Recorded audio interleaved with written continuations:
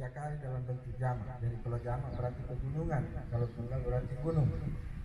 Dan 10 kali di antara 49 itu disebut sebagai rawasi, menunjukkan bahwa gunung itu yang terlihat hanya 5% dari yang tidak terlihat.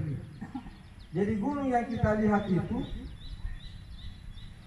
10 sampai 15 kali lebih besar yang tertimbun di tanah. Bahkan hasil penelitian menunjukkan bahwa gunung itu 50 km menembus sampai ke tanah kita. Kedalaman gunung ini hasil penelitian meletakkan gunung di permukaan bumi agar bumi tidak menggoyang-goyang kalian. Jadi tadi fungsinya gunung supaya kita tidak terombang-ambing di permukaan bumi. Tapi banyak fungsi lain dari gunung itu, terutama dalam sejarahnya ada suatu gunung keluar dari gunung itu 12 mata air. Kan pajaratnya musna asyarata aina, keluar dari gunung itu 12 mata air dari Kars. Jadi Kars ini adalah sesuatu yang sudah lama disebut berudu. Ayat perintah puasa itu 1 kali disebutkan dalam Al-Quran, tapi Kars gunung 49 kali disebutkan dalam Al-Quran. Dan di antara fungsi gunung ini adalah untuk pertambangan. Ini sudah dijelaskan dalam Al-Quran, dipakai kesejahteraan manusia. Di dalam Al-Quran disyaratkan bahwa gunung bisa mendele, bisa menjadi seni. Wayakum lima fihi minal ayati wa zikril hakim. Yaqulu qouli hadza wastaghfiru innahu huwal ghafurur rahim.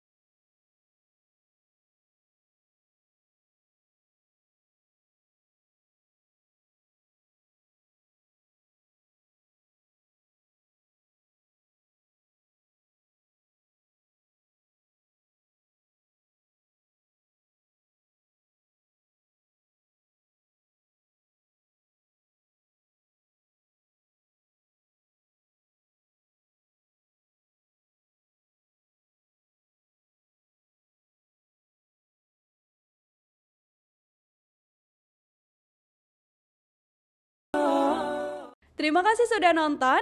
Jangan lupa like, subscribe, dan share ya.